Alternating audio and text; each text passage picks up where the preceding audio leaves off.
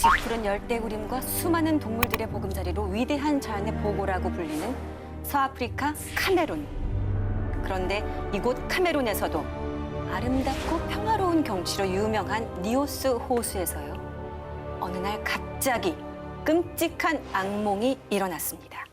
1986년 8월 21일 조지프 니콰는 저녁 시간대가 돼 잠자리에 들 준비를 시작했는데요. 그런데 갑작스럽게 숨통을 조여오는 무언가에 힘없이 쓰러지고 맙니다. 그리고 약 3시간 뒤 정신이 든 조지프 니콴. 아우 이게 무슨 냄새야? 아우. 집안은 물론 마을 전체를 뒤덮은 심한 악취. 게다가 먼저 잠들었던 딸은 이미 숨을 거둔 상태. 어머. 대체 이게 무슨 일인가 싶어 허겁지겁 현관문을 열어젖힌 조지프는 그만 그 자리에 펄썩 주저앉고 맙니다. 처참하게도 마을 곳곳에 사람과 가축의 사체가 널려 있었던 것이죠. 갑자기? 저거 봐요. 당시 사망한 주민들만 무려 1,746명. 거기에 가축은 무려 3,500마리가 목숨을 잃었다고 하는데요. 어머 갑자기 왜? 정말 몇 시간 전까지만 해도 평화로웠던 마을이 하룻밤 사이에 죽음의 땅으로 변한 이유. 이 이유를 밝히기 위해 프랑스와 미국을 비롯한 전 세계 과학자들이 카메룬을 찾았는데요. 하지만 희생자들의 유골에서는 출혈뿐 아니라 신체적인 외상도 전혀 없었습니다. 그럴 수가 있나? 그런데 이런 참사가 벌어진 건 니오스 호수에서 나온 이산화탄소 때문입니다. 니오스 마을 주민들이 갑작스러운 의문사로 목숨을 잃은 이유. 바로 최대 1,600톤에 달하는 이산화탄소가 마을 100km 근방까지 약 50m의 두께로 빼곡하게 들어찼던 건데요. 아니 이게 어떻게 가능해? 일부 과학자들은요. 화산 활동으로 갑자기 독성 가스가 방출된 것이 아닐까라며 추측했습니다. 실제 니오스 호수는 400여 년 전 화산 분출로 만들어진 칼데라 호수였기 때문이죠. 하지만 이 그럴듯한 추측 역시 다른 과학자들의 반박을 피하진 못했는데요. 그 이유는 고작 하루 만에 이렇게 넓은 지역에 큰 피해를 주려면 거대한 지진을 동반해야 가능하기 때문이죠. 하지만 당시 마을 주민 중 누구도 지진을 느끼지 못했으며 지진 감지 장치에서도 별다른 이상을 확인할 수는 없었습니다. 그런데 2년 전 니오스 호수에서 남쪽으로 100km 떨어진 모노운 호수에서도 비슷한 사건이 발생했다는 사실이 밝혀지자 카메룬 정부와 이스라엘이 비공개 폭탄 실험을 진행한 것이 아니냐는 추측도 제기됐는데요. 아 이게 천재가 아니라 인재라는 거구나. 1,800명에 가까운 목숨을 앗아간 니오스 마을의 이산화탄소 미스터리. 호수의 정체는 30년이 지난 지금까지도 밝혀지지 않고 있습니다. 전설로만 남아있는 사라진 낙원 아틀란티스. 다들 아시죠? 보아 노래 아닌가요? 미안. 아틀란티스 소녀. 예. 아, 네. 예. 여기서 리액션 안 하면 또 불려가기 때문에 리액션을 적극적으로 해주시고. 실제로요. 이 전설의 도시와 꼭 닮은 현실판 아틀란티스가 발견됐습니다. 그곳은 바로 이집트.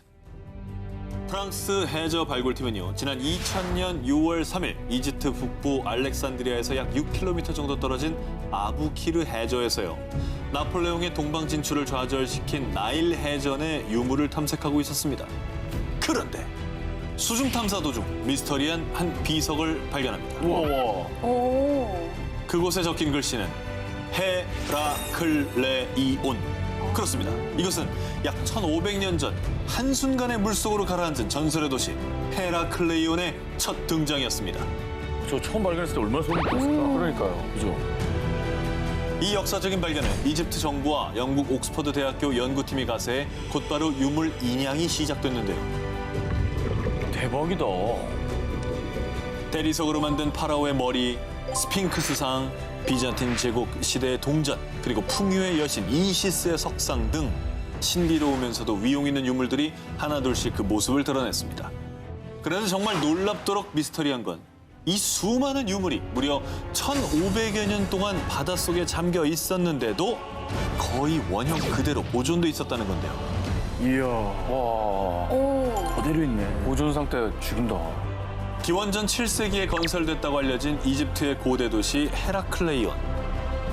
그리스의 역사가 헤로도토스가 남긴 저술과 신화로만 전해질 뿐 그 실체는 전혀 확인되지 않고 있었습니다. 이 고대 도시의 발굴은 이집트의 또 다른 문명이 과학적으로 증명된 역사적인 순간이었습니다.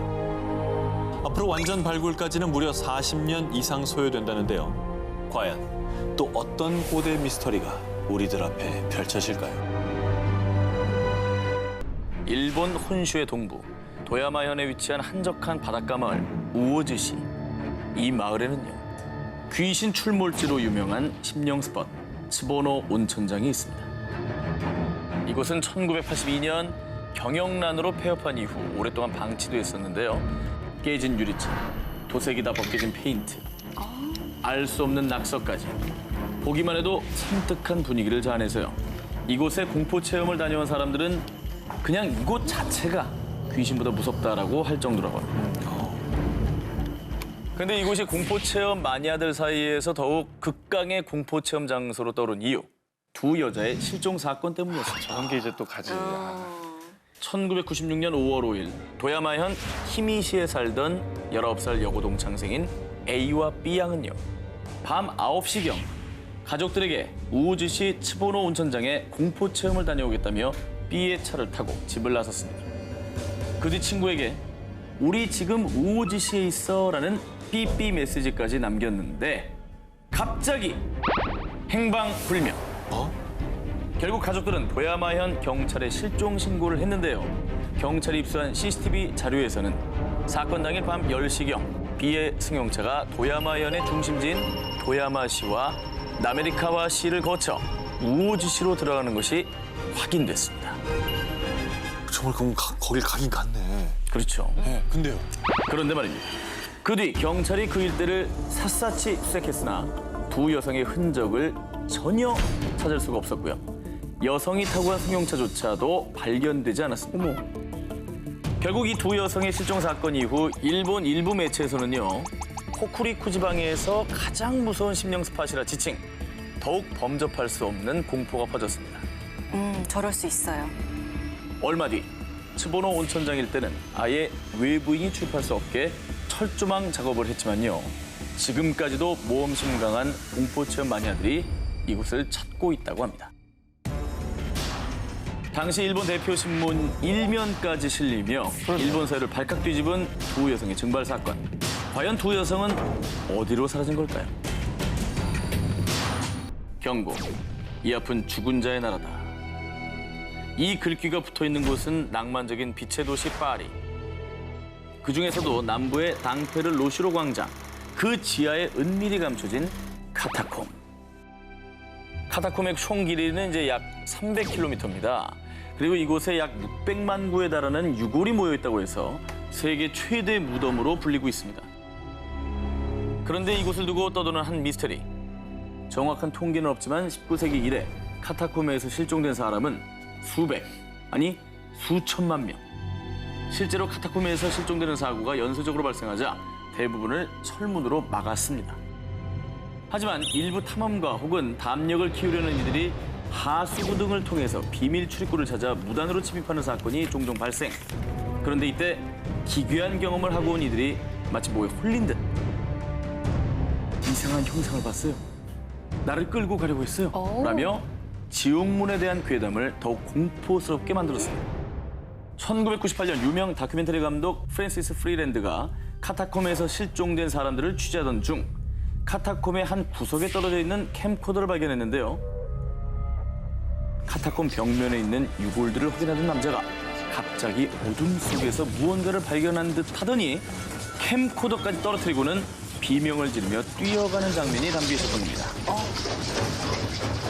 사람들 사이에서는 지옥문을 찾다가 지옥 문지기를 만나 끌려간 거야라는 괴담이 일파만파 퍼졌습니다. 역시나 그 화면 속의 남자는 돌아오질 못했습니다. 돌아오지 못하는 실종자, 그리고 경찰 수색에도 실종자에 대한 어떤 단서조차 찾지 못하는 상황. 지하 무덤 카타콤엔 정말 지옥문이 있었을까요?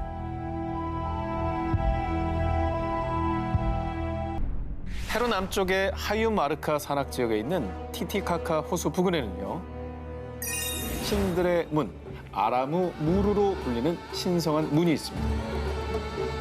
높이 7m, 폭 7m의 이 거대한 문은요.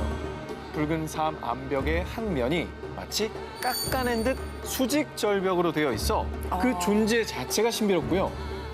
네모 안에 둥근 홀이 보이십니까?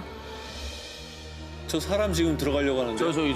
네, 그렇죠. 사람이 들어가려고 하는 그 네모난 안에 둥근 홀 저거. 어. 저기 뭐야? 스위치?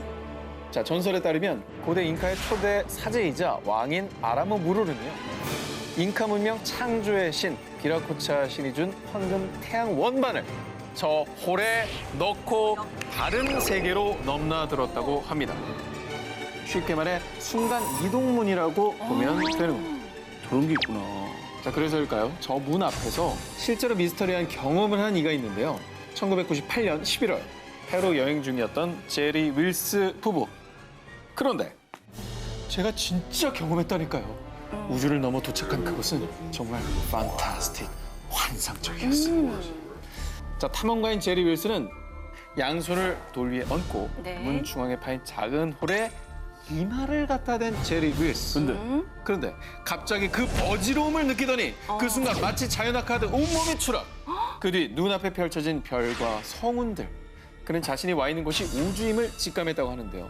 그런데 또 그때 마치 처음 있던 아라무무르 포털 앞에 도착해 있었다고 합니다. 저럴 수 있어요. 아, 이거는 확실히 이해를 하겠어요. 이게요? 이게 손을 대고 이마를 댔잖아요. 이마를 세게 대신 거예요. 꽝 하면서 별이 싹 든 거지. 그 별에. 과연 그는 잠시 꿈을 꿨던 걸까요? 1980년 스위스의 중부와 남부 사이에 있는 고트하르트 고개를 뚫어 만든 고트하르트 터널. 총 길이는 17km. 터널 평균 이용 차량은 17,000대로요. 교통량이 꽤 많은 터널인데요. 2009년 어느 날 갑자기 이 터널에서 미스터리한 사고가 연이어 발생했습니다. 그런데 전 잘못이 없어요. 이게 다 내비 때문이라고요. 저도 이상했어요. 근데 내비가 얘기한 대로 그냥 한 거거든요? 사고를 낸 운전자들의 공통적인 진술. 터널 한복판에서 계속해서 유턴하라고 안내하는 내비게이션 음성이 들렸다는 겁니다. 오류겠지. 운전자들도 당연히 이 운전 상식은 인지하고 있죠. 내비게이션이 잘못된 안내를 하면 뭐 상식적인 판단에 의해서 운전을 해야 되는 거죠. 그래서 그런데 사고 운전자의 대부분은 이곳이 초행길이었고요. 계속 음성 안내를 하는 통에 뭐에 홀린 듯이 유턴을 한 겁니다. 터널 안에서? 터널 안에서 사진 보시죠. 진짜 유턴해. 저러면 안 되는데? CCTV네. 저거 어떻게 될 줄 알고. 왜냐면 초행길이면 모를 수 있어요. 아니 혹시 이유가 밝혀졌어요? 그래서? 불법 유턴 사건이 연속적으로 발생하자 담당 교통 경찰들이 조사를 했는데 일부 내비게이션에 위성 시스템 오류가 일어난 것으로 추정된다라고 밝혔는데요. 하지만 일부 사람들은 귀신에 홀린 거 아니야? 혹시 내비게이션의 저주? 라며 이 미스터리한 일을 믿을 수 없다는 반응이었습니다. 유턴하십시오. 유턴. 정말 위성 시스템의 오류였을까요? 다음 기사 소개해드립니다. 분명 차는 달리고 있는데 터널을 빠져나올 수 없었어요. 분명히 터널 중간에 사람이 있었는데 어디 갔지? 이 괴이한 증언들은 모두 대만 타이베이 원산구에 위치한 신하이 터널에서 발생한 일입니다. 약 500m의 짧은 거리와 직선 터널임에도 불구하고 알 수 없는 사건, 사고가 잦은 신하이 터널. 그래서 야심한 시각엔 신하이 터널을 피해 일부러 다른 길을 찾아가는 이들도 있다는데요. 이곳에서 특히 자주 일어나는 괴이한 경험담. 몇몇 오토바이 운전자들은 분명 혼자 터널을 지나고 있었는데 어느새 뒷좌석에 묵직한 느낌이 들고 무언가 자신을 꽉 잡고 있는 느낌이 들었답니다. 그래서 백미러를 보면 귀신이 꽉! 그래서 소스라치게 놀란 오토바이 운전자들은 오토바이 채 쓰러지거나 다른 차량에 깔려 부상이나 목숨을 잃는 경우가 다반사예요. 그렇구나. 뿐만 아니라 한 운전자는요. 터널을 들어갈 때 시간을 봤는데 새벽 3시경이었답니다. 그런데 계속해서 달리는 느낌은 드는데 끝이 나오지가 않는 거죠. 그래, 그럴 때 있어. 분명 터널 출구가 눈앞에 보이는데도 말이죠. 그런데 정말 다행히도 겨우 터널 끝을 통과했는데 세상에 시계를 보니 새벽 5시. 뭐야? 무려 2시간이나 지나 있었다고 합니다. 2시간 동안 달린 거야? 시계가 고장난 것도 아닌데. 근데 이건 500m고 정해져 있는데 2시간이라는 게 사실 좀 믿기진 않거든요. 차원 이동인 거지. 아, 차원 이동이에요? 차원 이동을 강력하게 믿고 계신 분이기 때문에. 예. 정말 괴이하고 미스터리해서 여러 무속인들이 이곳을 찾았습니다. 그런데 한 무속인의 말에 따르면 이곳이 음기가 굉장히 강한 곳이라고 합니다. 그 이유는 1972년에 개통된 시나이 터널 자리는 그냥 산이 아닙니다. 바로 무덤! 맞네. 게다가 근처엔 오래된 화장터까지 있습니다. 그래서 정말 여러 영혼이 떠도는 거라는 거죠. 지금까지도 원인 불명 미스터리한 사고가 끊이지 않는 대만의 시나이 터널. 그냥 우연한 사고일까요? 아니면 정말 귀신들의 터널인 걸까요? 오랜 역사를 가지고 있는 신들의 섬, 인도네시아 자바섬. 특히 자바섬 스마랑에 위치한 라왕세우는 고딕 양식으로 지어진 유럽풍의 건물로요. 멋있다. 과거 네덜란드의 식민 지배 시절 철도 관련 사업을 진행하는 공관으로 사용됐습니다. 그런데 놀랍게도 인도네시아에서도 귀신이 가장 많이 목격되는 곳으로도 유명한데요. 2007년엔 라왕세우라는 제목의 공포 영화까지 만들어졌을 정도입니다. 건물은 굉장히 예쁜데 스토리는 되게 무섭네요. 실제로 2007년에 이곳을 찾은 한 남성이 건물을 돌아다니다가 한 여성과 마주쳤는데요. 그런데 발이 허공에 떠 있잖아. 공중에 뜬 채 피칠갑한 귀신을 목격하게 됐습니다. 근데 여기서 왜 이렇게 귀신이 많이 나올까요? 사연이 있습니다. 라왕세우의 지하실은 과거 네덜란드의 식민지 시절부터 감옥으로 사용됐다고. 고문이 많았구나. 그렇겠네. 그래서 수많은 고문과 처형으로 죽은 원혼들이 이곳을 떠나지 그래. 못하고 있는 건 아닐까 추측만 무성한 상황입니다. 네. 그런데 가장 많이 목격되는 귀신은 네덜란드인 여자 귀신. 무섭겠다. 원통하다. 원통해. 일본 놈들 때문에 우리 부모님이 죽었어. 1945년 제2차 세계대전 종전 후 당시 이곳을 점령한 몇몇 일본군이 최후의 발악으로 무려 2,000명의 사람들을 학살했는데 이때 당시 식민지인 인도네시아에 거주 중이던 네덜란드 여성들을 데려와 끔찍한 고문과 성폭행을 일삼다 처참히 제일 살해했어요. 나빠, 제일 나빠. 이후 한 맺힌 여성의 원혼이 이 라왕세우를 떠돌며 목격되는 거라고 합니다. 뭐 무섭다기보다는 너무나 가슴 아프네요. 현재는 전시관과 갤러리로 탈바꿈해 전 세계 방문객들을 맞이하고 있는 라왕세우. 하지만 비가 오는 날이면 의문의 울음소리가 들린다고 합니다. 혹시 한 맺힌 원혼들의 절규는 아닐까요? 여행자들의 도시라 불리는 대만 타이베이. 이곳에서도 타이베이 101 빌딩, 세계 무역센터와 인접, 타이베이 시내가 훤히 보이는 전망까지 갖추고 있어서 대만 최고의 호텔로 꼽히는 G호텔이 있습니다.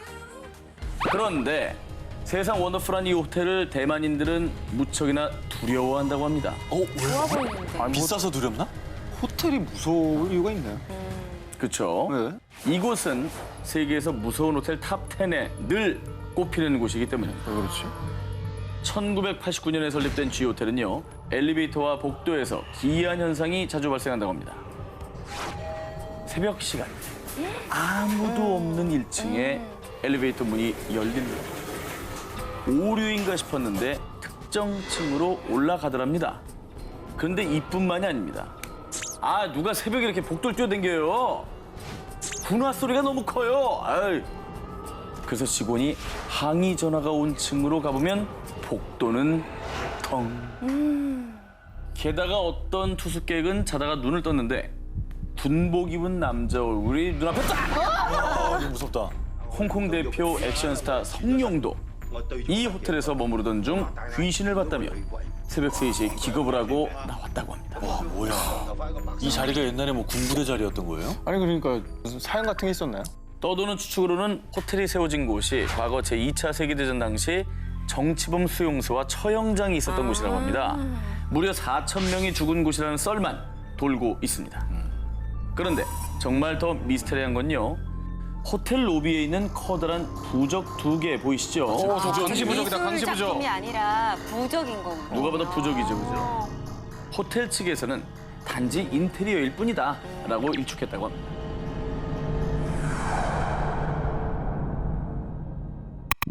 지난 2012년 8월 21일 중국 최고의 명문대가 모여있는 베이징의 우다커우 인근에서 택시를 탄 수안.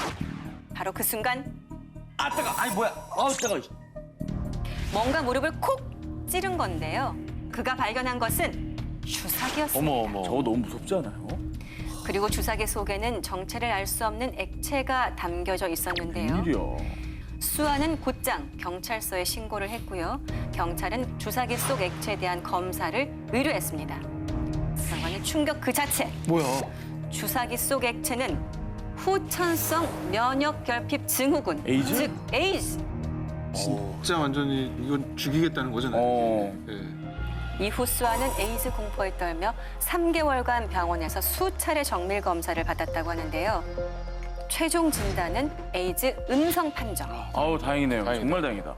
근데 도대체 누가 이런 짓을 한 거예요? 경찰에서도 사건의 범인을 잡기 위해서 대대적인 조사를 펼쳤는데요.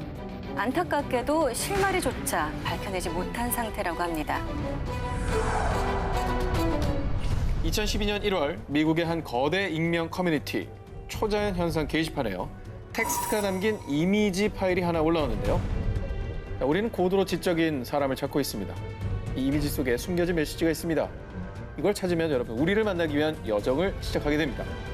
자, 이것이 바로 미국 온라인상에서 가장 큰 미스터리로 회자되는 정체불명의 단체 3301의 첫 번째 관문 문제입니다. 저 이미지 자체 안에 텍스트도 있지만 그 안에 문제가 숨겨져 있습니다. 그래요? 국민 네티즌들은 그들의 심벌인 매미 그림을 보고요. 영어로 매미, 그러니까 시카다를 붙여 시카다 3301로 그들을 불렀습니다. 몇몇 네티즌들은 누군가의 장난이라고 여겼지만요. 그러나 바로 몇 분 뒤 나 암호를 풀었어. 저도 풀었어요. 하며 나타나게 된 거죠. 우와. 자, 이렇게 실제로 시카다 3301이 낸 문제를 풀었다는 사람들이 속속 등장하면서요. 점점 이 단체에 대해 관심이 마구 쏠리기 시작했습니다. 야, 뭐지? 자, 문제를 푼 이들이 말한 문제 해독 방법 살짝 설명드리면 첫 번째 문제를 시작으로 이걸 풀면요. 다음 문제, 그리고 또 다음 문제로 이어지는데요. 숫자네요. 어머 뭐야? 자, 암호를 푸는 문제는 웹상에 프로그래밍으로 해독할 수 있는 이미지를 올리거나 세계 또 여러 장소 곳곳에 QR코드가 찍힌 종이를 붙였다고 하는데요. 자, 그리고 놀랍게도 대한민국에서도 그들의 문제가 발견된 적이 있습니다. 우와, 어디서요? 2012년 서울 강서구 방화동의 한 아파트 인근에서도 발견된 QR코드 종이. 자, 보시면 저 QR코드를 인식하면은 또 다른 문제가 있는 웹사이트가 나옵니다. 자, 하지만 이 문제를 푼 이들은 문제를 풀면 풀수록 시카다 3301의 정체와 그들의 목적, 그리고 그 암호의 끝이 무엇인지 더 큰 미스터리에 휩싸였고요. 2013년, 2014년, 2016년에도 시카다 3301의 미스터리한 문제들이 퍼지자 2014년 미국 워싱턴 최대 일간지인 W신문사에선 이 단체를 인터넷에서 가장 괴이하고 미해결된 미스터리 탑5로 선정할 정도였다고 합니다. 정말로 전 세계를 떠들썩하게 만든 시카다 3301. 그들의 정체를 두고 CIA나 MI6 같은 국가 첩보기관의 요원 모집 시험 문제일 거야. 아니야. 전 세계를 장악하려는 비밀 결사일 거야. 정부나 비밀단체에서 암호 해독 능력자를 찾는 것이 아니냐라는 음모론이 우세해졌습니다. 그럴 수 있어요. 오늘 유행어 예감인데 예. 그럴 수 있어요. 장안의 화제가 되겠는데요. 자, 실제로 2013년 영국 정보기관 GCHQ에서는 Can You Find It이라는 채용 프로그램을 진행. 도발적이다. 그들이 낸 암호 해독을 모두 푼 사람들을 채용했고요. 오. 자, 구글도 2004년도에 비슷한 수수께끼 광고판을 게시한 적이 있었습니다. 맞아요. 영원히 풀릴 것 같지 않던 시카다 3301의 존재. 이 정보를 공유하지 마시오. 공유하고 싶잖아요. 그럼. 자신이 첫 번째 공개된 암호를 푼 최종 우승자라고 주장하는 마르쿠스 워너가 2015년도에 한 잡지 인터뷰를 통해 비밀단체인 시카다 3301에 대해 밝힌 거죠. 암호화된 사이트에서 첫 암호를 푼 20명의 승자들 만났어요. 그리고 3301 대표자들도 몇 명 만나기도 했고요. 그의 인터뷰에 따르면요. 그는 2012년 15살에 첫 번째 암호를 모두 풀었고 그 뒤에 익명의 계정으로부터 아이디와 비밀번호가 담긴 한 이메일을 받았다고 하는데요. 그 아이디로 암호화된 사이트의 채팅방에 접속해 3301의 관리자를 만날 수 있었다고 합니다. 그리고 그들이 한 말은 3301은 정보와 익명성의 자유를 함께 나눌 동지를 선발하고 그들과 감시 방지 소프트웨어를 개발하라고 합니다. 우리는 거대해질 겁니다. 하지만 이 소수의 문제 통과자들은 시카다 3301과 뜻이 맞지 않았고요. 결국 그들은 과해되어서 암호화된 사이트마저 사라졌다고 합니다. 또한 마르코스 워너의 친구도 두 번째 관문의 암호를 모두 풀었는데 2017년 4월경 시카다 3301에게서 받은 한 통의 메일에선 Be patient, 인내심을 갖길이란 메시지뿐 지금까지 그 어떤 연락도 받지 못했다고 합니다. 1924년 10월 25일 남아프리카. 반은 곰 같고 반은 고래 같은 괴사체 발견. 2017년 미국 텍사스 시티 해변에서 큰 원기둥 모양 몸통에 눈 없는 괴사체 발견. 아직까지도 그 정체가 밝혀지지 않아 궁금증을 넘어 두려움까지 부르고 있는데요.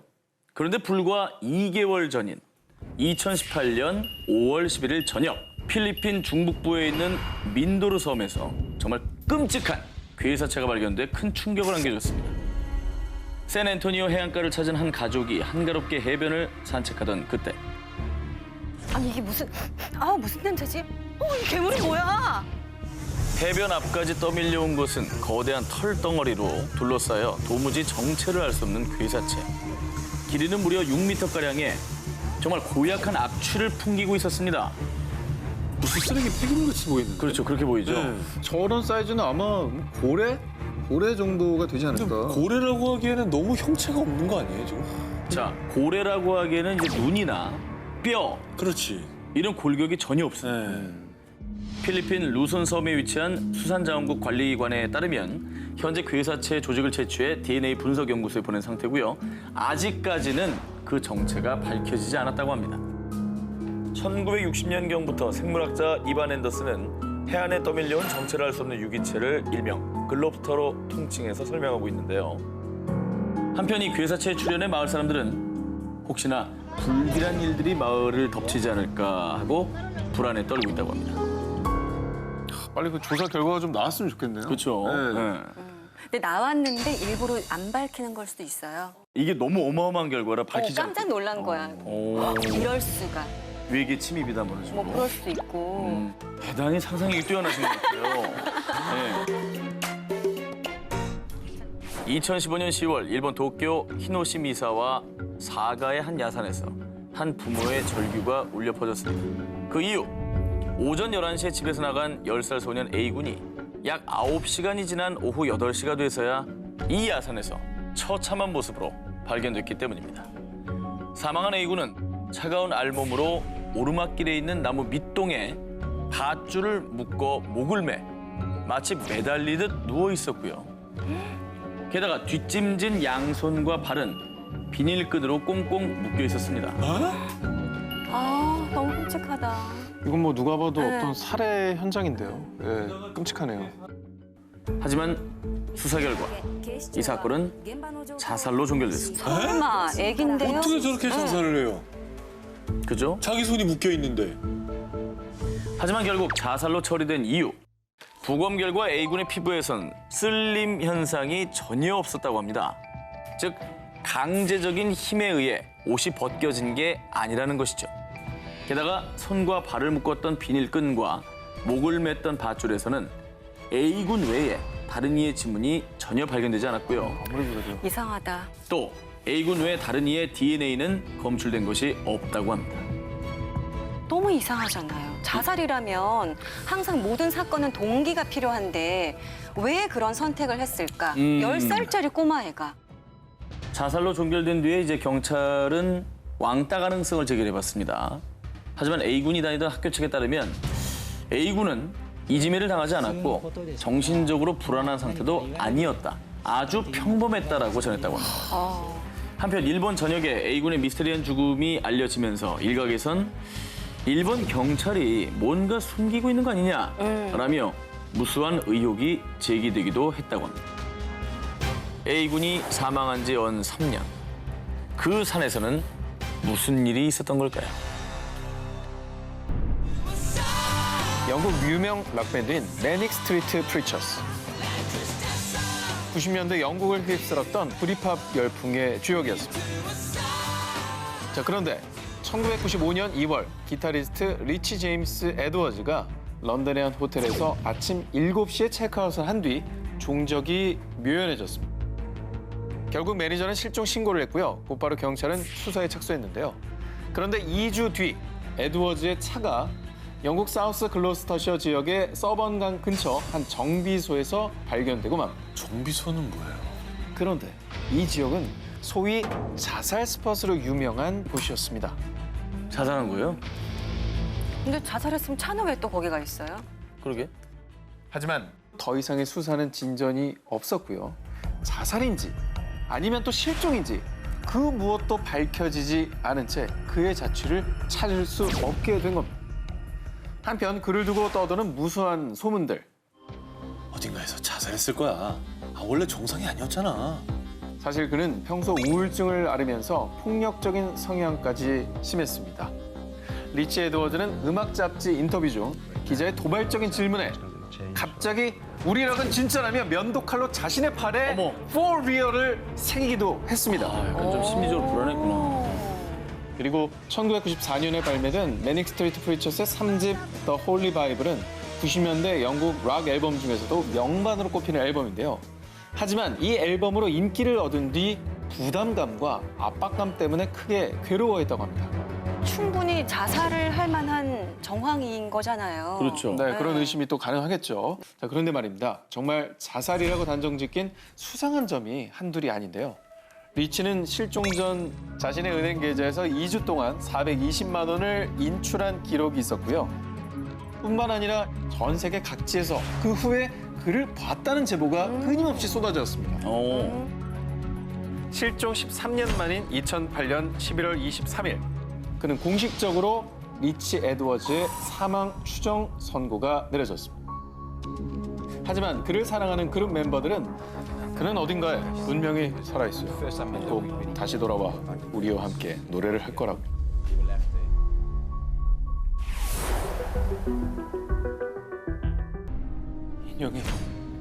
인형이 움직였어. 다 이 인형 때문이야. 당장 치워줘. 흰 드레스 차림의 어여쁜 이 인형. 어딘지 모르게 묘한 눈빛이 느껴지지 않으신가요? 실제로 이 인형을 소유한 주인들에겐 어김없이 불길한 일들이 생겼다는데요. 2017년 8월 영국 노퍽주에 위치한 킹슬린 지역. 50세 여성 데비 메릭은 중고 시장에서 우연히 이 인형을 발견했는데요. 묘한 끌림에 느껴 5파운드의 인형을 구매합니다. 그런데 이 인형을 사온 뒤부터 데비와 그녀의 가족에게 이상한 일이 벌어지기 시작했는데요. 아, 아스트랄리아. 아니, 다리에 왜 이런 상처가 나 있는 거지? 한밤중 남편 카메론에게 생긴 의문의 상처. 마치 무언가에 긁힌 듯한 상처가 선명했는데요. 그런데 그가 주변을 둘러보던 바로 그 순간 그는 기겁하고 맙니다. 왜? 요상한 눈빛으로 자신을 쳐다보고 있는 인형과 눈이 딱 마주쳤기 때문인데요. 그런데 이 미스테리한 현상은 이뿐만이 아니었습니다. 집에서 아무 이유 없이 화재 경보기가 울리는가 하면 모두가 잠든 야심한 시각에 누군가의 발소리까지. 결국 데비는 이 미스터리한 일들이 전부 인형 때문이라고 생각했고요. 박스에 인형을 넣어서 치웠는데요. 하지만 이틀 뒤 아니, 인형 목에 걸려있던 목걸이가 왜 여기 있는 거야? 그렇습니다. 분명 인형은 박스에 넣어뒀는데 인형의 목걸이가 다른 곳에서 발견된 거죠. 뭐야? 움직인다는 얘기 아니야? 이게 에나벨이잖아. 진짜 또 에나벨 나왔네 또. 그녀는 방송사에 자신이 겪은 일을 제보했고요. 결국 영국의 유명 아침 방송에 출연하게 됐는데요. 자, 의자 위에 있던 인형이 오이! 방송 도중에 에이! 의자와 함께 움직이기 시작한 겁니다. 에이! 결국 데비는 인형을 이 경매 사이트에 내놨고요. 영국의 심령 연구가 리 스티어가 낙찰받았는데요. 자, 그런데 여기서 미스터리한 일이 끝났느냐? 심령 연구가 리 스티어가 인형을 집에 들인 뒤 그와 함께 살던 아버지의 팔에도 알 수 없는 흉터가 생겼고요. 이 데비의 가족들처럼 불길한 일들이 벌어지자 또다시 인형을 넘겼다고 합니다. 인형을 소유한 주인들에게 생긴 의문의 상처와 불길한 현상들. 정말 이 인형에 악령이 깃들어 있는 걸까요? 러시아 사란스크의 10살짜리 소녀 나타샤 뎀키나. 뎀키나는 1997년 맹장 수술을 한 뒤 집으로 돌아왔는데요. 그런데 그때부터 뎀키나에게 생긴 놀라운 능력. 저 엄마 몸속이 보이는 것 같아요. 맹장 수술만 하고 왔을 뿐인데 갑자기 사람들의 몸속에 장기가 보이기 시작한 거죠. 진짜? 하지만 말도 안 돼. 지금 그 반응처럼 처음엔 엄마도 딸아이의 장난이겠거니 하고 대수롭지 않게 여겼습니다. 그런데 이웃 남성의 장에서 뭔가를 발견한 뎀키나. 아저씨 장에 뭔가 주먹만한 게 있는 것 같아요. 종양 아니야, 종양? 그런데 놀랍게도 바로 그 남성의 장에서 종양이 발견되고 이럴 줄 알았어. 그리고 암 역시. 진단을 받은 한 여성에겐 암이 아니라 작은 물집 같은데? 라고 이야기를 했는데 어머. 알고 보니 정말 병원에서 암으로 오진했던 거였습니다. 진짜? 와.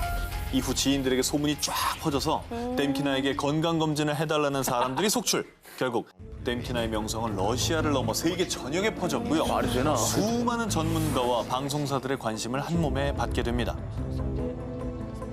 그중에서도 영국 대중 일간지에서 뎀키나의 투시 능력을 테스트하기 위해 그녀를 초청했는데요. 과연 어떤 일이 벌어졌을까요? 뎀키나는 브라이오니 워든 기자의 몸을 스캔하기 시작했는데요. 척추 아래쪽이 꽉 막혀 있어요. 그리고 종아리 뼈하고 무릎에 뭔가 좀 박혀 있네요. 워든 기자는 실제로 몇 달 전에 교통사고를 당했는데 사고 당시 4개의 척추 골절과 신경 손상 그리고 무릎 아래 뼈와 두 종아리 뼈가 부러져 수술을 받았다고 합니다. 아 말도 안 돼. 진짜 보인다는 얘기야? 검증 다 된 거 아니에요, 지금? 네. 이후 뎀키나는요 모스크바 진단센터 TSSD에서 환자들을 만나는 활동을 했다고 하는데요. 그런데 그 이유가 미스터리입니다. 모스크바 진단센터가 사정상 문을 닫은 이후로 그녀는 현재 어디에서도 찾을 수 없다고 합니다. 어디 갔어? 당시 뎀키나의 가족들이 숨기려 했던 뎀키나의 능력이 공공재산이 됐고 기자들은 우리를 조롱했다라며 인터뷰를 한 적이 있는 걸로 봐서요. 사람들은 뎀키나가 자신의 능력에 회의를 느끼고 잠적한 게 아닐까 생각한다고 합니다.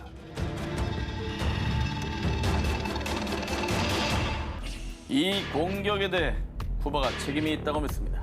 You fire!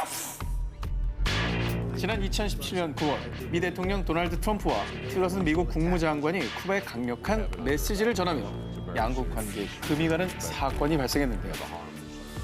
2016년 8월 쿠바의 수도 아바나에 있는 한 미국 외교관이 의문의 소리로 인한 고통을 호소. 결국 청력 이상과 언어 능력에 문제가 생기고 말았는데요. 그런데 이 소리로 고통받는 건 그뿐만이 아니었습니다. 대사관과 호텔에 묵은 미국의 외교관들과 가족들까지 무려 20여 명에게 이상 증세가 나타났는데요. 소식을 들은 미국 정부, 곧바로 그들의 건강 상태를 체크했는데요. 그 결과 외상성 뇌 손상 및 영구 청력 상실 등의 진단이 나오게 됩니다. 세다. 아니 뭐 어떤 소리를 들었길래 저래요? 소리로 그게 가능해요? 자, 이 소리를 들은 미 외교관들은 불쾌한 고음이 울리는 소리라고 표현했는데요. 자신들이 직접 녹음한 이 소리를 공개하기로 했습니다. 들어보시죠. 이게 장시간 들으면 굉장히 스트레스 받겠다. 미국은 쿠바 또는 제3국의 음파 공격을 의심했습니다. 결국 2017년 2월 미국 정부는 쿠바 정부에 강력하게 항의했고요. 곧바로 미국 연방수사국 FBI가 쿠바 아바나에 건너가 음파 공격에 대한 본격적인 조사를 벌였습니다. 어떻게 된 거야? 그런데 말입니다. 결과는 이상무. 자, 그들은 음파 공격에 대한 증거를 전혀 발견하지 못했습니다. 참고로 음향 전문가들도 이런 공격은 영화 속에서나 가능한 얘기이며 이런 신종 음파 무기는 현재까지 개발되지 않았다라고 합니다. 자, 그리고 쿠바 정부 측에서도 There is no evidence whatsoever of the 라고 입장을 표명했고요. 또 지난 2014년 미국과 국교 정상화를 선언한 쿠바 정부가 굳이 미국 외교관을 공격할 이유가 없다는 의견도 다수 제기되고 있죠. 하지만 이 미스터리한 사건을 두고 현재 미 국무부는 워싱턴 주재 쿠바 외교관 2명을 추방했고요. 또 쿠바 대사관의 인력 60%를 철수시키는 초강수까지 두었다고 하는데요. 여전히 미궁에 빠져 있는 미스터리 사운드. 대체 그 소리의 정체는 무엇일까요?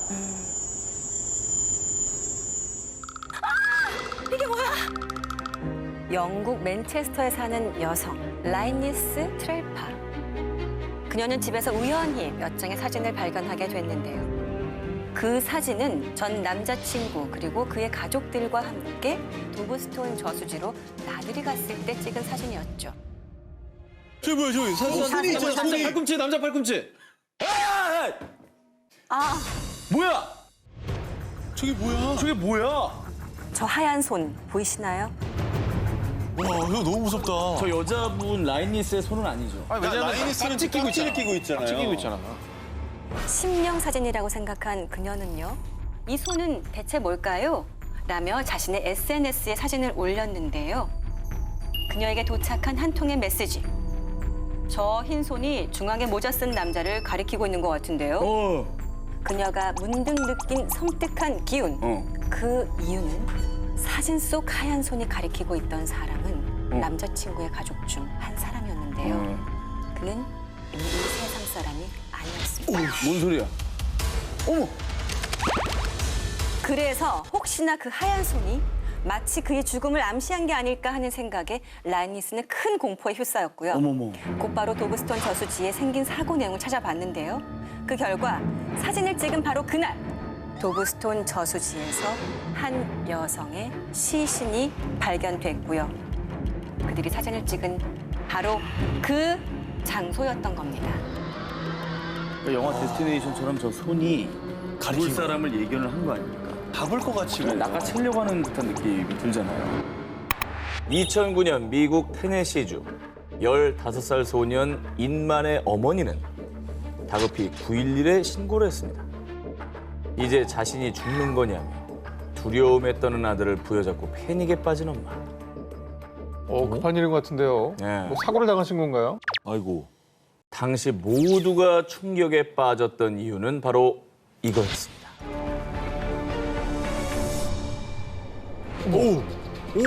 피눈물? 네. 눈에 상처를 입은 거예요? 어떻게? 아니 뭐 실핏줄 터지거나 이런 거는 좀 봤어도 저렇게 선명하게 아예 피가 흐르듯 눈물이 나는 건 처음 보거든요. 이거 조작 아니에요? 정말 놀랍게도 인만이 흘린 눈물은 조작이 아니라 진짜 피가 맞았습니다.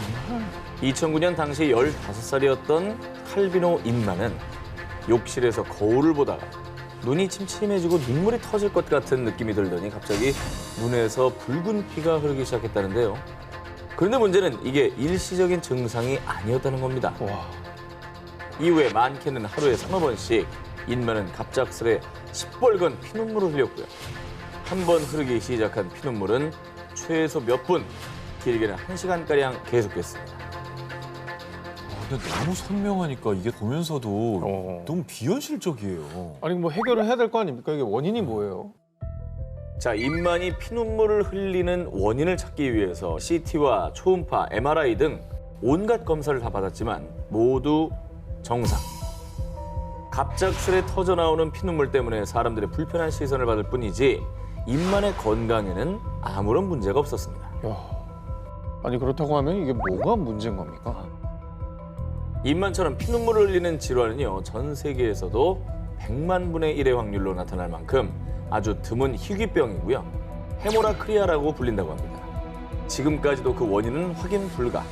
별다른 치료법도 찾지 못한 채 여전히 의학계의 미스터리로 남아 있습니다.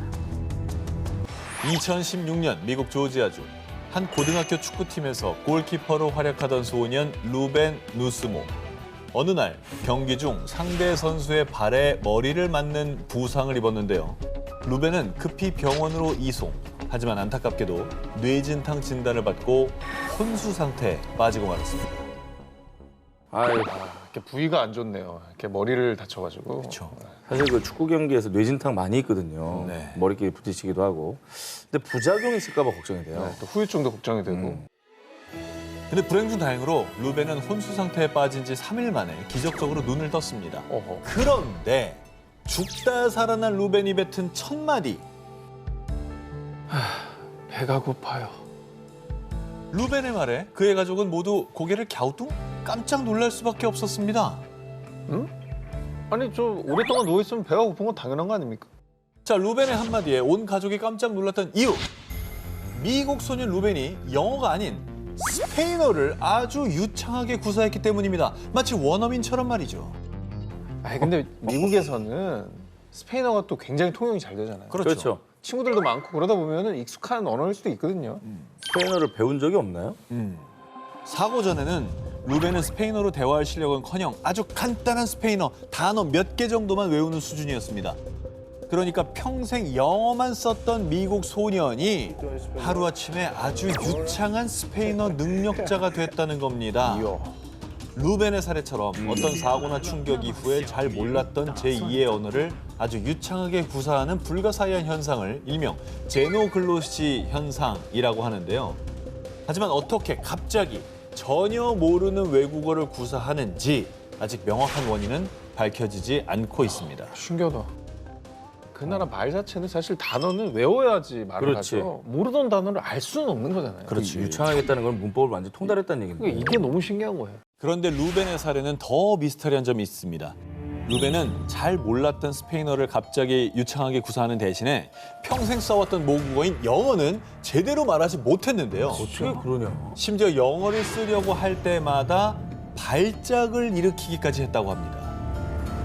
뭐 트라우마 같이 안 좋은 기억을 막 일부러 잊으려고 하는 것도 아니고 평생 써온 말 자체가 아예 날아가 버렸다. 이것도 진짜 너무 믿기지가 않아요. 자, 이 역시 원인을 밝혀내지 못했는데요. 다행히 루벤은 점차 건강을 회복하면서 모국어인 영어로 말하는 데 익숙해졌고요. 대신 갑자기 생긴 스페인어 능력은 퇴화. 스페인어는 점차 잊어버렸다고 합니다. 자, 이번 특종은 사진을 먼저 공개하겠습니다. 어허. 아유, 이뻐라. 아유 귀엽다. 뭐 생김새 딱 쌍둥이네요. 쌍둥이인가요? 네, 너무 닮았네. 그래 보이네요.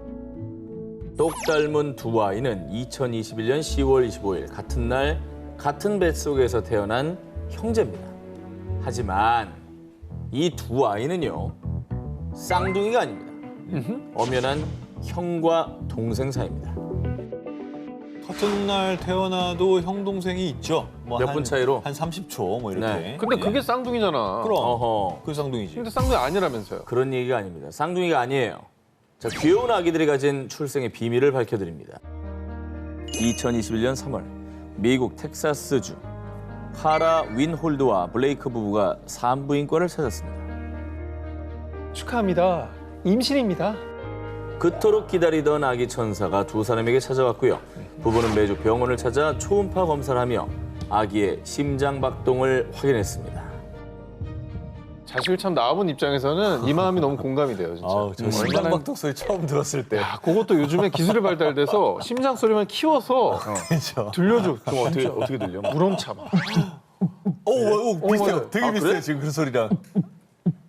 진짜 똑같아. 아, 진짜요? 새롭게 개인기 하나 얻어가네. 아기 심장 소리. 아, 애기 심장 소리 개인기. 그런데 말입니다. 부부가 알게 된 충격 사실. 아니, 대체 어떻게 이런 일이? 지금 임신 중인데요. 또 임신하셨습니다. 정말 놀랍게도 카라는 일명 중복 임신을 한 것이었습니다. Went in at 7 weeks again just to check, and I had my husband would come with me, and there was another baby. He was not there in the first sonogram at 5 weeks. It was definitely a shock. 이거 말이 안 되는데? 오진. 그러니까 초음파를 했을 때 네. 미처 여기 한 명이 더 있는 거를 이 여의사가 못 봤. 아닙니다. 에이, 설마.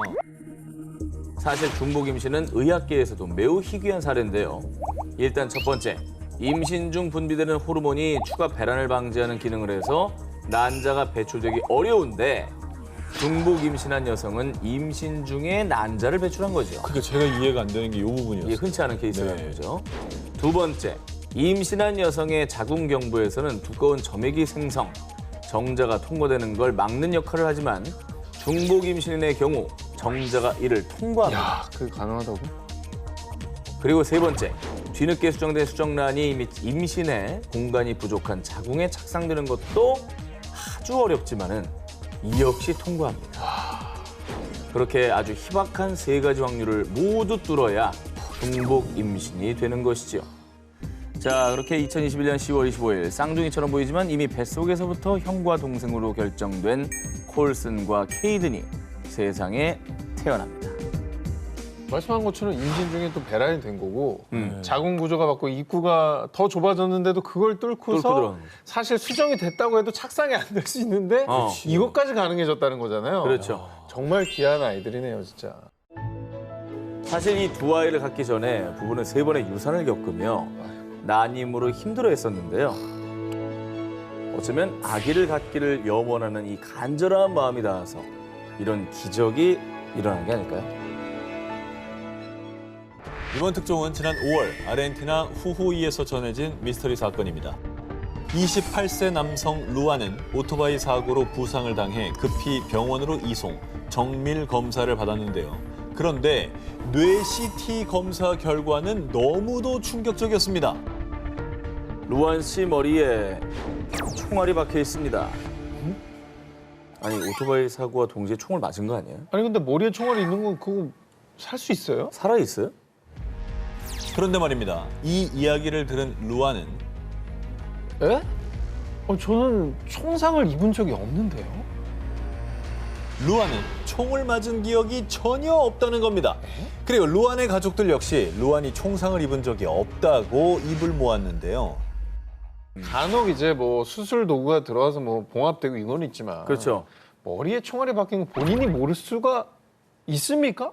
아니면 루안이 이제 머리에 총알이 박히는 충격 때문에 총격을 받은 사실을 기억 못하는 거 아, 아닙니까? 기억 상실. 자, 그런데 말입니다. 여기서 두 번째 미스터리. 루안이 총격을 입었다면 머리에 총알이 박힐 때의 흔적, 즉 상처가 아문 흉터가 남는 게 상식이지만요. 루안의 머리는 흉터 하나 없이 깨끗했습니다. 아니, 그리고 머릿속에 총알이 있으면 엄청 아플 거 아니에요? 그게 바로 세 번째 미스터리입니다. 루안은 오토바이 사고를 당하기 전까지는 특별한 두통도 느끼지 못했고 아주 건강했다고 합니다. 전 총알을 빼면 아픈 거 아니에요?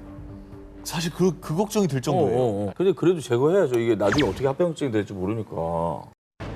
일단 루안은 어디서 박혔는지 모를 미스터리한 총알이 언젠가 문제를 일으킬 것이 염려돼 총알 제거 수술을 받을 계획이라고 합니다. 머리에 총알이 박힌 기억도, 총알이 박힌 흔적도 없는 남자. 그는 대체 어떻게 멀쩡히 살아왔던 걸까요? 진실은 아직 미스터리로 남아있습니다. 2017년 10월 미국 오레건주. 오레건 보건대학교에서 해부학 수업 중이던 의대생 워렌 닐슨은 시신을 해부하다가 충격적인 발견을 합니다. 시신은 자연사한 미국 여성 로즈 마리 벤틀리. 그녀의 장기들은 심장을 제외하고 위와 비장, 간 등 모두 정반대의 위치에 있었습니다. 그뿐 아니라 정맥이 있어야 할 자리는 텅 비어 있고 심지어 혈관이 엉뚱한 곳에 연결돼 있기도 했습니다. DNA가 시킨 대로 이게 분열이 되면서 자기 위치를 잡잖아요. 근데 그게 정해진 프로그램이 있는데 아하, 심장 빼고 다 반대로. 야, 이거는 벤틀리 여사처럼 몸속 장기가 정반대로 배치돼 있는 증상을 좌우 박균증이라고 하는데요. 이런 용어가 있다는 거는 의학적으로 이렇게 분류될 만한 사람들이 꽤 있다는 뜻이잖아요. 맞습니다. 자, 심장 질환을 동반해 신생아 2만 2천 명 중에 한 명꼴로 발견되는 희귀 질환인데다가 원인도 밝혀지지 않았다고 합니다. 뭐 희귀 질환이긴 하지만 어쨌거나 생명에 지장이 있는 건 아닌 모양입니다. 좌우 박균증을 갖고 태어나면 보통은 5세 이전에 사망합니다. 거의 5천만 명 중에 한 명만이 성인이 될 때까지 생존할 수 있다고 하는데요. 그래서 지금까지 이 질환을 갖고 생존했다고 알려진 사람은 단 2명뿐입니다. 그런데 벤틀리 여사는 무려 99세까지 장수. 의사들은 그녀가 장수할 수 있었다는 사실에 놀랐습니다. 아니, 사실 일반적인 걸로 봐도 99세면 엄청 장수하신 거잖아요. 그렇죠, 그렇죠. 벤틀리 여사는요, 생전에 미국 50개 주를 여행하고요. 만성 질환 없이 매우 건강한 삶을 살았다고 합니다. 그래서인지 사망할 때까지 자신들의 장기들이 정반대에 있다는 사실을 꿈에도 몰랐다고 합니다. 이야, 대단하다. 아니, 병원을 아예 안 가신 거네. 병원 안 간 거예요.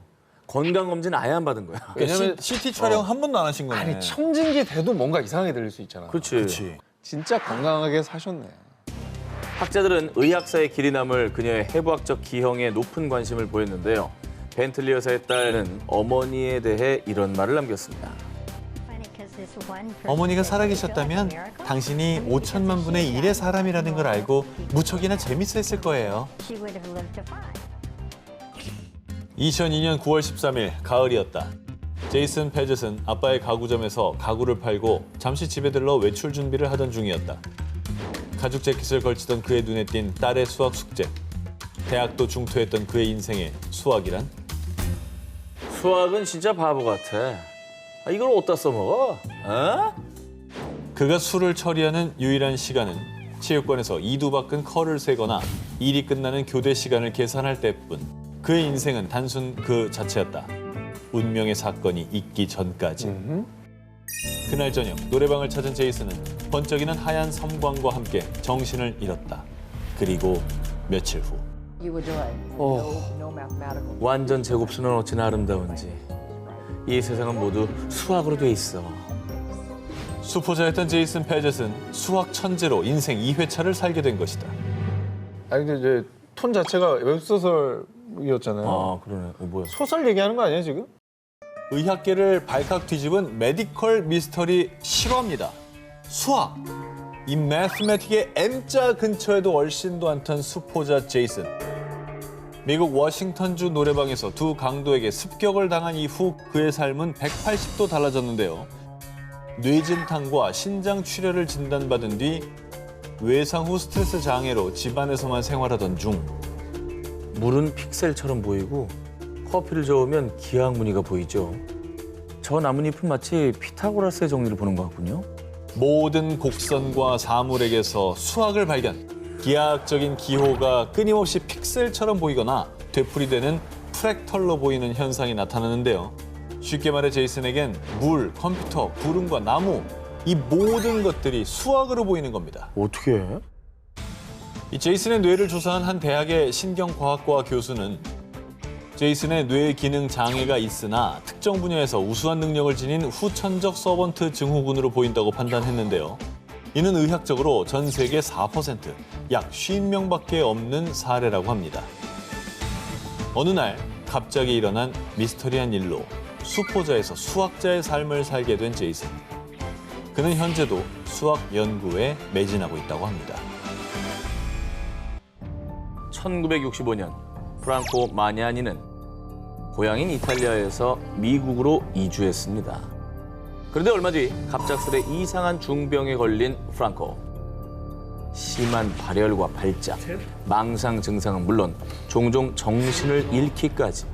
결국에 입원한 프랑코의 상태는 심각했습니다. 아이고. 온종일 침대에 누워 사경을 헤매며 심하게 앓은 프랑코.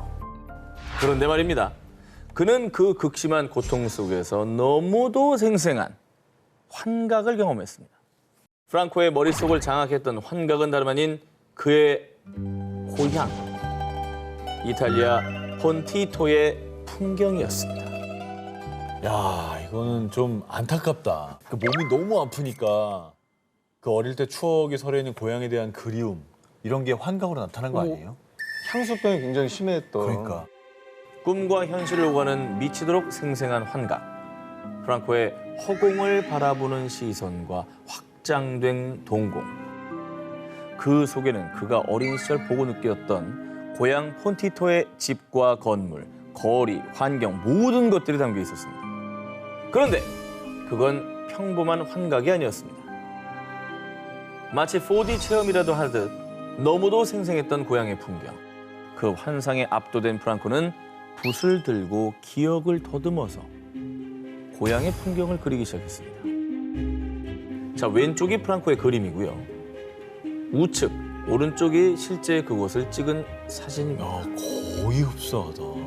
저 그림 보세요. 사진이라고 봐도 믿을만 하죠.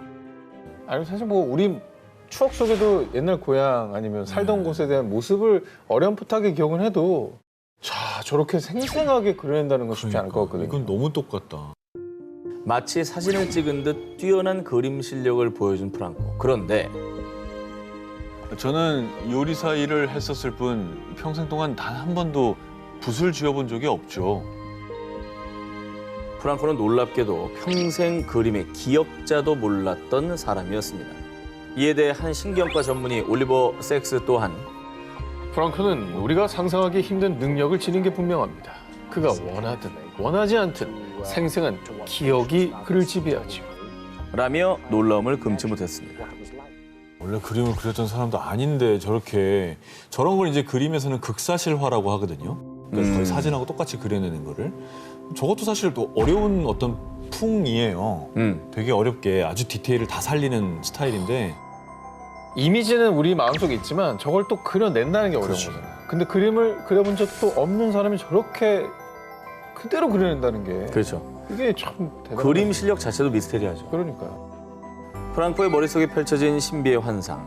어릴 적 고향의 풍경을 마치 사진처럼 그려내는 그는 메모리 아티스트, 즉 기억 예술가로 이름을 떨치고 있습니다. 프랑코는 주로 전쟁으로 고향이 폐허가 되기 전 가족들과 단란하고 행복하게 살았던 1943년 이전의 이탈리아 콘티토만을 그린다고 합니다. 그러니까 지금은 없는 모습이네요. 기억만 그리는 거예요. 그가 본 환상은 어쩌면 행복했던 과거에 대한 간절한 그리움이 불러온 것은 아니었을까요? 그의 캔버스 속 마을은 여전히 아름답습니다. 자 이번엔 러시아 크라스노다르에 거주하는 65세 남성 세멘 젠들러의 사진부터 보여드리겠습니다. 동일 인물입니다. 근데 인종이 네, 다른데요? 뭔가 인종이 되게 달라 보이는데? 인종은 다르잖아요. 자 보기엔 그렇죠. 네. 사실 이 세멘은 백인입니다. 원래 창백해 보일 정도로 밝은 톤의 피부를 가지고 있었는데 그런 그가 우측 사진대로 피부색이 어두워진 이유. 그 수술을 받은 후부터 피부색이 달라진 것 같아요. 수술? 피부 관련된 수술인가요? 그러니까 피부 관련된 건가? 그가 받은 수술은 다름 아닌 간 이식 수술이었습니다. 간이 안 좋으면 얼굴빛이 되게 안 어두워지죠. 좋아지잖아요. 안 좋은 간을 이식받았나 보다. 그랬나 보네. 자, 의학계도 깜짝 놀란 세멘의 미스터리한 사연. 2015년 간암 진단을 받은 세멘. 의사들조차 간 이식을 받지 않는다면 가망이 없다며 고개를 내저을 정도로 예후가 좋지 않았습니다. 이에 필사적으로 간 기증자를 찾아 나선 세멘. 하지만 그에게 맞는 간 기증자를 찾기란 하늘의 별 따기였는데요. 간 이식을 받아야만 된다는 판정을 받으면 정말 저것밖에 방법이 없는 거거든요. 그렇죠. 이게 죽느냐 사느냐의 문제가 되는 거예요. 그런데 말입니다. 하늘이 도와주신 걸까요? 미국 출장을 자주 다녔던 세멘은 수소문 끝에 겨우 미국에서 간 기증자를 찾는 데 성공. 정말 기적적으로 이식을 받을 수 있었는데요. 자, 그런데 간 이식을 받은 뒤부터 피부색이 어두워지기 시작한 세멘. 이식 수술도 성공적이었고 그는 외부 활동을 거의 하지 않아 햇볕에 탈 확률도 없었는데요. 사실 이 세멘에게 간을 기증해준 사람이 아프리카계 미국인이었던 겁니다. 그게 무슨 상관이에요? 설마 그렇다고? 정말? 아니 그 피부색은 그 멜라닌 색소랑 관계 있는 건데 그거랑 간이랑 뭔 상관이에요? 안에 장기는 똑같잖아요. 그죠? 그럼. 자, 이렇게 의문만 가득한 세멘의 피부색 변화. 세멘의 담당 의사조차도 그 이유를 명확히 설명하지 못했는데요. 급작스럽게 피부색이 변한 그를 두고 주변에서는 걱정이 많았지만 세멘은요. 제 피부색이 어두워졌다 한들 저는 상관없습니다. 설사 제 피부가 앞으로 훨씬 더 검게 변한다 해도요. 중요한 건 제가 건강히 살아있다는 거죠. 간 이식 수술 후 인종이 바뀌듯 기증자의 피부색을 닮아간 남성. 정말 한간의 추측처럼 간 이식과 함께 피부색까지 이식된 걸까요? 세멘의 사례는 아직도 의학계 미스터리로 남아있습니다.